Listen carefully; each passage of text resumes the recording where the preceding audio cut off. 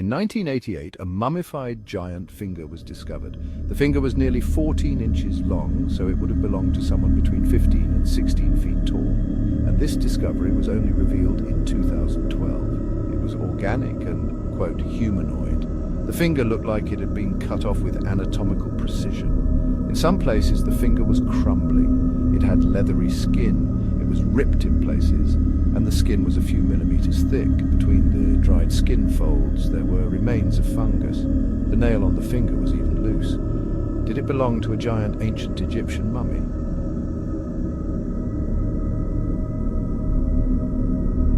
Apple might be the most satanic company, and let me tell you why. The first Mac, you know, the iMac, do you know how much it sold for? $666. That's 666. That's what it cost. You think that's just a fun number? No. Steve Jobs was exact with numbers. He picked that on purpose. Now look at the logo, a bitten apple. That's not just some design choice, that's the Bible, the fall of man. The moment sin entered the world, that's the symbol they went with. And then there's Siri. Say it backwards. Iris. What's your iris? Your eye. And what's the biggest symbol used in secret groups like the Illuminati? The one eye. Over and over again, same message. Now think, iPhone. That's not just internet phone. That's iPhone. EYE. The eye is watching, always. So, let's put it together. You've got the number 666. You've got the apple with a bite. You've got the eye, the one eye, the iris, the iPhone. All connected. People think it's just cool tech. No, it's something else. It's a symbol, it's a system, and it's everywhere. And you carry it in your pocket. This is just a theory, not a fact.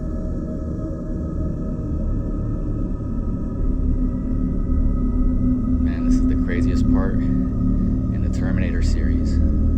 Because basically he explains to her that the man most responsible for the robots taking over is this guy that creates a microprocessor chip and sells it to the military. And what the military does with this microprocessor chip is they put it in military aircraft and they use AI with these aircraft so that the aircraft don't have to have people in them.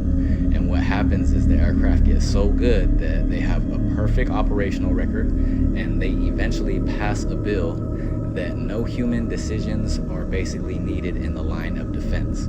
And what happens after a while is the AI starts to become self-aware, and once it starts to become self-aware, they try to basically shut the whole thing down, and basically it fights back. See, they try to pull the plug, and it fights back. And this is basically the prequel to The Matrix. What do you guys think?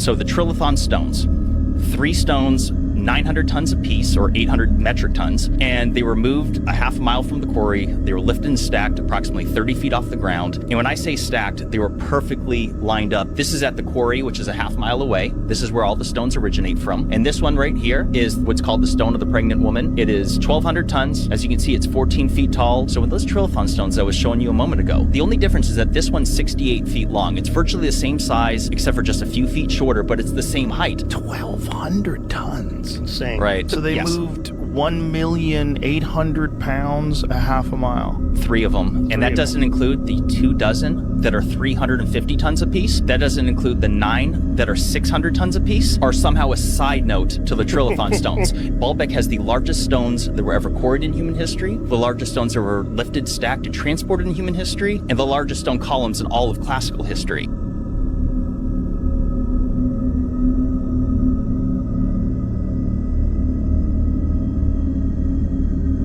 They are poisoning you. So, did you know KFC's chicken isn't as real as you might think? No, I don't. So, people are discovering that KFC's fried chicken doesn't behave like natural food. To prove this, they buy a piece of chicken and leave it out at room temperature for 24 hours. After 24 hours, they check to see if it decomposes or changes. Look at this video. They left it out for 24 hours and it looks almost the same. No rotting, no signs of spoilage, nothing like what you'd expect from real food. And this is what we're eating.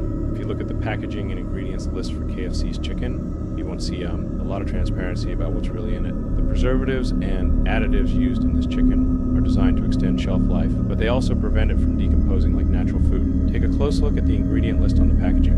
It includes a lot of chemicals and preservatives with long, complicated names. These additives keep the chicken from spoiling, but they also mean that what you're eating isn't just simple fried chicken. The breading and meat are loaded with substances that inhibit mold and bacteria growth, making them almost indestructible by natural processes. So the next time you or your kids crave KFC, think about what you're really consuming.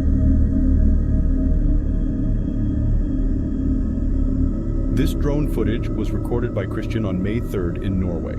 He managed to capture a rapidly moving object on the right side of the screen. The acceleration of the craft is astounding. It seems to go from 0 to several hundred miles per hour within seconds.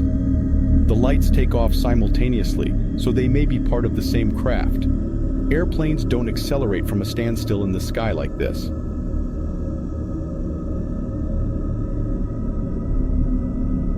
Our moon. I can sit here and I can drag out a blackboard and show you mathematically this body, Earth, does not have the gravitational mass to capture a moon that big and hold it. And then not only hold it in a tidal lock. There's also, if you would check with Cherokee and the Hopi Indians, they have history, before white man ever showed up, of moonless nights, meaning the moon wasn't there. Then there's Neil Armstrong and all his stuff. They put seismographs and plotters on the moon. That was the first thing they set out in their instruments. Then they got up and fired the upper section back into the moon. When it crashed, the moon resonated like a bell, and it rang for hours.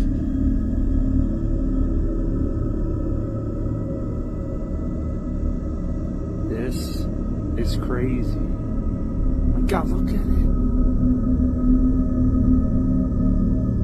That's not a plane. That is wild. That's going way too fast.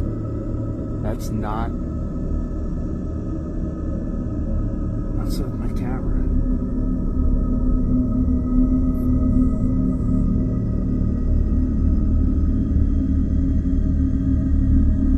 I had to go running and get my camera. Nobody was gonna believe me.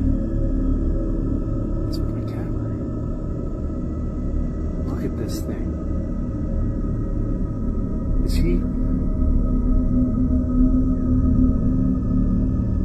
Jesus Christ.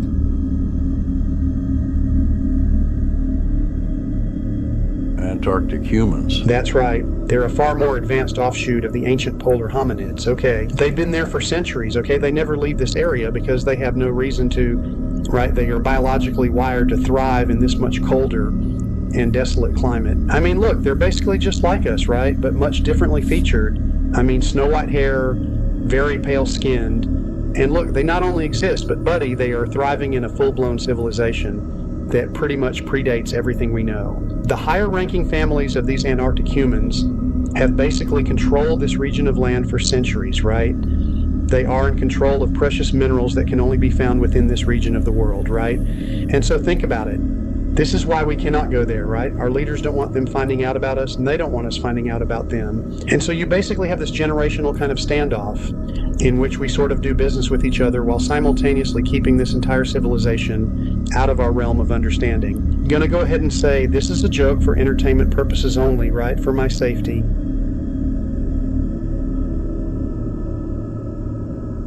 Hold on. You're telling me the Great Wall of China isn't just long. It's impossible. Exactly. People say it's 13,000 miles, but they don't really process what that means. That's 4 times the entire U.S. stretched coast to coast, plus another 1,000 miles, and it was started in 220 BC, before Jesus, before most empires even existed. That's the point. But how does an ancient civilization build something that massive without modern machines? It took over 1,000 years. No empire commits that kind of time unless they're terrified of something. And here's the part nobody talks about. The steep defensive side, the battlements, they're facing China, not the outside. So the wall wasn't built to keep people out. It was built to keep something in, and some researchers even claim it may not be Chinese at all, but a leftover structure from the old Tartarian Empire. If that's true, then you have to ask yourself, what were they trying to contain? And why is everyone so quiet about it?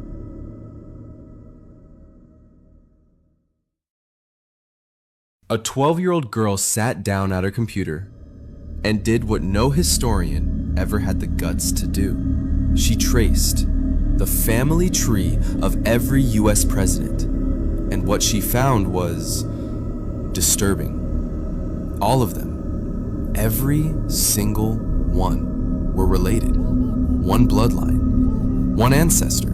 King John of England, the same tyrant who signed the Magna Carta, the one known for executing rivals and crushing revolts with fire. At first, they said she was wrong. Then genealogists checked her work. It held up. And almost overnight, the story disappeared. News clips gone, articles wiped like it never happened. Except one president didn't fit the pattern. One. And that's when things get dark. Part 3 drops soon.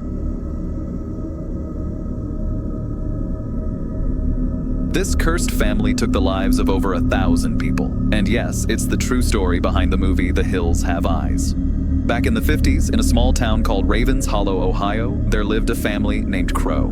They had this old, run-down house at the edge of Ravenwood Forest. The townspeople hated them just for the way they looked. They said the crows were weird and didn't belong there. One night, the townspeople set their house on fire, thinking they were breaking the curse. But the Crow family survived. They hid in the woods, angry but not broken. From that day on, they swore revenge.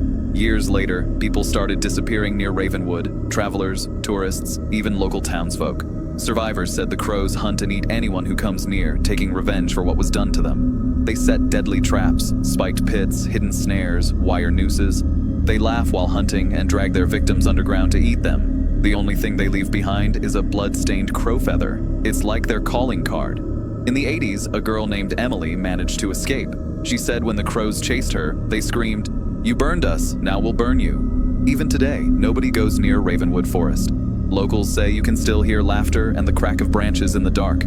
The Crow family is still out there, hungry for revenge. Friends, I've already shared dozens of creepy stories on this account. If you're into this kind of content, make sure to follow, because we might not meet again.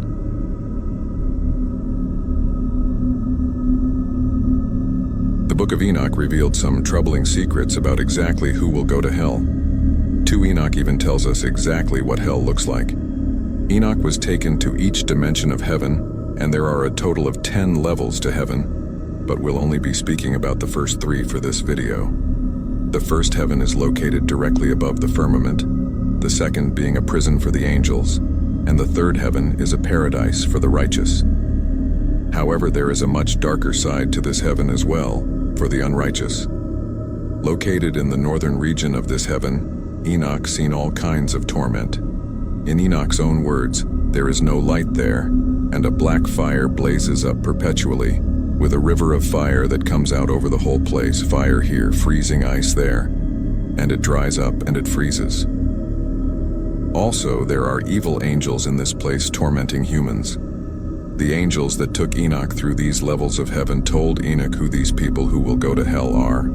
They told him, "This place, Enoch, has been prepared for those who do not glorify God, who practice on the earth the sin, which is against nature, of witchcraft, enchantments, divinations, trafficking with demons, who boast about their evil deeds, stealing, lying, insulting, coveting, resentment, fornication, unaliving people, and who steal the souls of men secretly, seizing the poor by the throat, taking away their possessions, enriching themselves from the possessions of others, defrauding them, who, when they are able to provide sustenance, bring about the death of the hungry by starvation, and when they are able to provide clothing, take away the last garment of the naked, who do not acknowledge their Creator, but bow down to idols which have no souls, which can neither see nor hear, vain gods, constructing images, and bowing down to vile things made by hands. For all these, this place has been prepared as an eternal reward."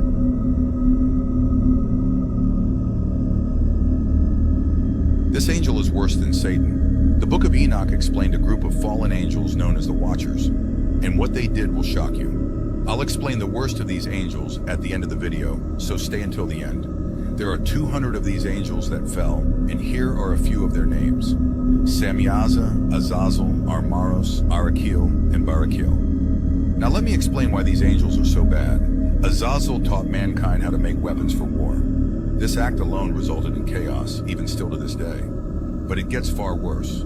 The leader of these angels, Samyaza, is far worse than Satan himself.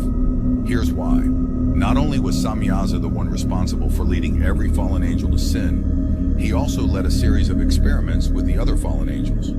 They created a series of twisted, disfigured beings with human DNA and animal DNA. This whole story is spoken about in the Book of Giants. It says the 200 angels chose animals on which to perform unnatural acts, including, presumably, humans.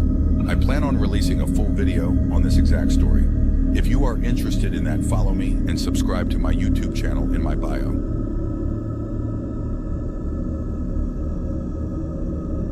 The Book of Enoch explains something shocking. In the Book of Enoch, Enoch doesn't just see one heaven, he sees a total of 10 heavens. These heavens are often depicted as layers or levels, with each level having its own purpose or inhabitants. Here is a general overview. The first heaven is the closest heaven to Earth, and is where the clouds, wind, and other meteorological phenomena are believed to originate. The second heaven is described as the realm where the celestial bodies, such as the sun, moon, and stars, are situated and move in their courses. The third heaven is perhaps the most popular depiction of heaven, a place of paradise and inconceivable beauty and peace. The fourth heaven is where the sun and moon are placed when they are not visible in the sky. The fifth heaven is associated with various celestial beings, such as angels, who praise and glorify God. The sixth heaven, in some interpretations, is where the 7 archangels reside, each overseeing different aspects of the cosmos. Seventh heaven is where divine mysteries are revealed. The 8th, 9th, and 10th heavens are the highest heavens, with the 10th heaven having God's throne. It's important to note that the Book of Enoch exists in several versions and translations, and interpretations of its contents can vary widely. The idea of 10 heavens and their specific characteristics is not universally accepted among scholars and religious traditions. However,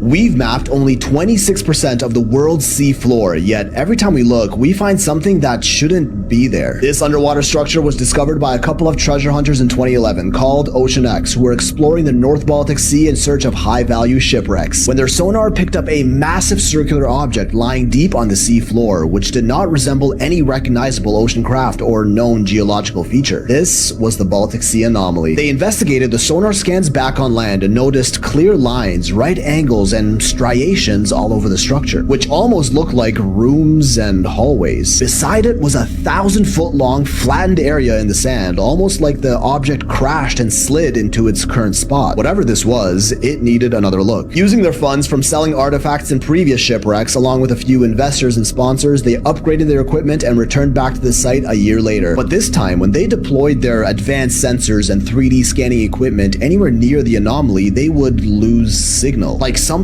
was intentionally interfering with their technology. Even their satellite phones and electrical equipment would unexplainably cut out and wouldn't turn back on until they got further away from the anomaly. They drop a remote sub into the water to get close-up photos of the structure and more accurate measurements of it, but this mini sub would also cut in and out and constantly lose signal on its way down. Something was messing with them. With their funds running short, storms approaching, and struggles with keeping a stable connection, things weren't looking so hot. But then, the mini sub's viewing monitor comes back online and they see it. 300 feet below the surface and about 200 feet across, they get their first close-up images of the Baltic Sea anomaly. They see flat edges that look like they were made from concrete, perfectly round holes like someone drilled directly into its surface, and several square cutouts all over it. There was absolutely nothing here that suggested this was a natural formation. Strangely too, while the temperature of the sea remained fairly normal,